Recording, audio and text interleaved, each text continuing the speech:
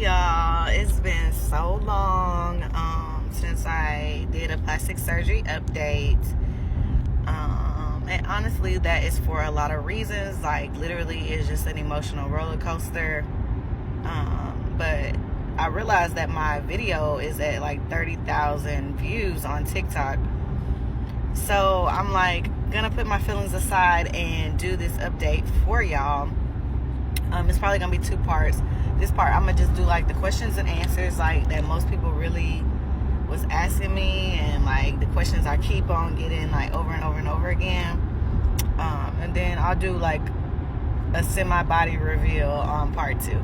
So make sure you are subscribed or whatever you call it on TikTok. I really don't know because I don't be on here that much, but I'm gonna try to do better. But yeah, like I said, it's really one of the biggest things is that you mentally really need to prepare. Like, be strong. Like, you have to be strong to do this process. Like, it's literally going to mess with your mind all the time, like at the beginning, because, and people told me this, like, you really got to stay out the mirror. You cannot be comparing yourself to other people.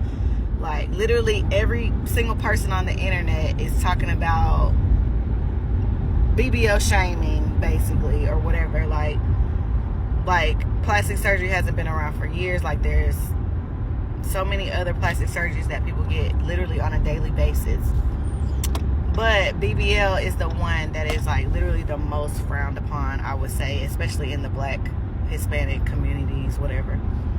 So like, that really has, like, I wouldn't say mind fucked me, but it has been messing with me, like, literally a little bit, because it's like I wanted to share my journey and I wanted to be able to talk about it with people, like, openly, because there wasn't people, I felt like, that a whole lot of them that were regular girls, like, that looked like me, that was going to get it done. So I wanted to share my journey.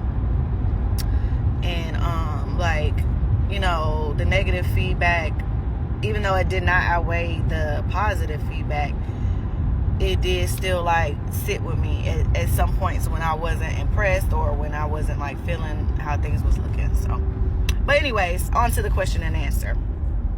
So how was the flight back?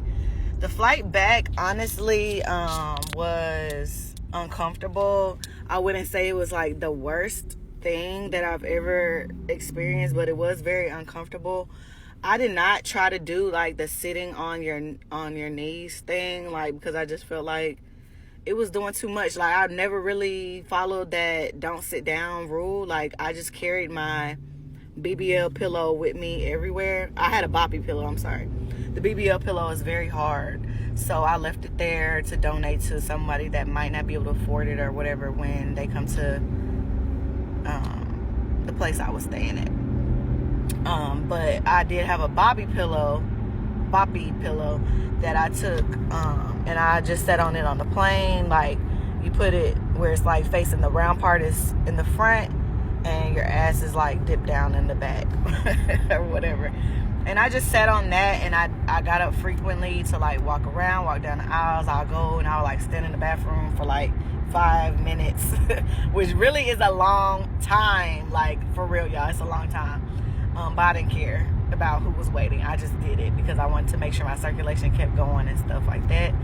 Definitely got wheelchair service. If you watch my video on YouTube, you can see that I had got wheelchair service, and I would say that is an absolute must, because my connection times were kind of short, and I would not have made it if I didn't have somebody literally running, pushing me on the or whatever.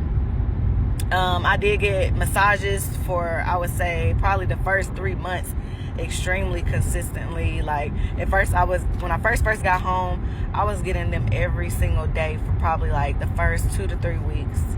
And then after that, I went to doing it 3 times a week for like for the next 2 or 3 months. And then I just started like going once a week, and now I haven't been able to go because my massage therapist, she's pregnant, and I mostly just trust her. And since I don't need it, I'm just gonna wait till she gets back. Like, spend my money with my girl, like, you know. So yeah, I'm trying to think of what other questions people had. Like,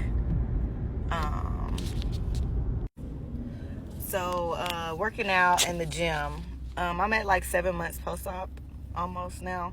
I have not started working out yet, but I will say that like those first 3 months, you're still swollen as heck. Like if you look at that video where I first announced that I had plastic surgery, my stomach was still pretty big. Like my butt looks humongous, honestly, on that video. It's not that big anymore.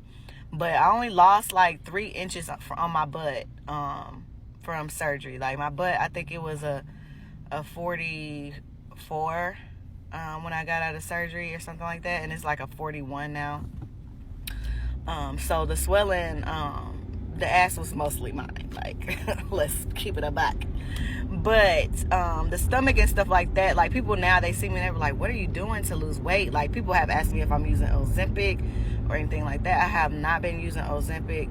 Like your body literally just changes. Like I fed the fat with avocado and stuff like that, but also like my eating habit just simply changed. I don't know how, I don't know why, but I just don't eat as much. I just don't. And yeah, so I've lost a significant amount of weight since surgery.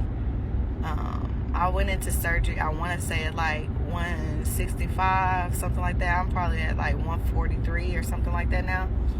So definitely have lost a significant amount of weight since surgery. So the first couple months you be swollen, you be still kind of chunky, but it does go down as the fluids and everything comes off of you. You get smaller.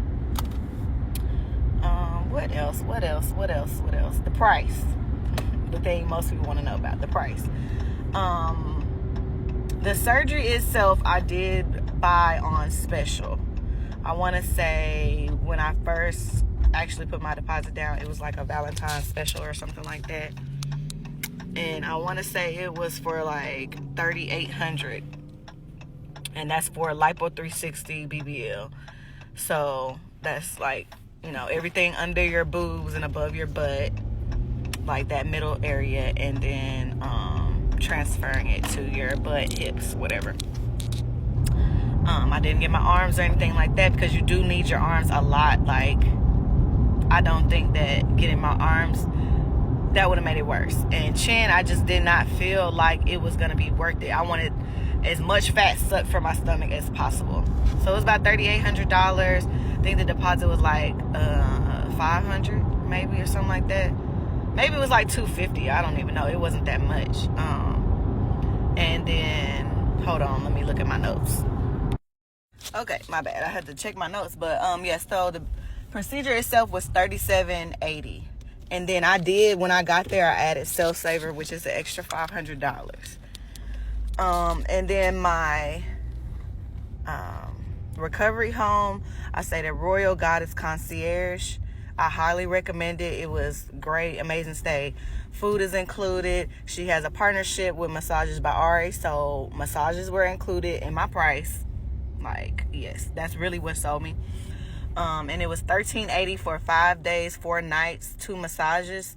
And I think I added a third massage when I got there too. So I paid for an extra massage, and I paid for Self Saver. That was extra when I got there. My faja I got from, hold on. The faja I got from Fajas Colombianas. If you look on Facebook, she comes to you, and it was like $150. And then I did order a second one. Like when I got back home, like after like 3 months, I ordered another. And definitely recommend her as well. I did do the IV drip. It was like $200. So yeah. This video is about to cut off, so this may have to be 3 parts because obviously this is long. I probably should have made a YouTube, but whatever. So like this video, comment what other questions y'all have. I'm about to make the part 2 like right now. So yeah.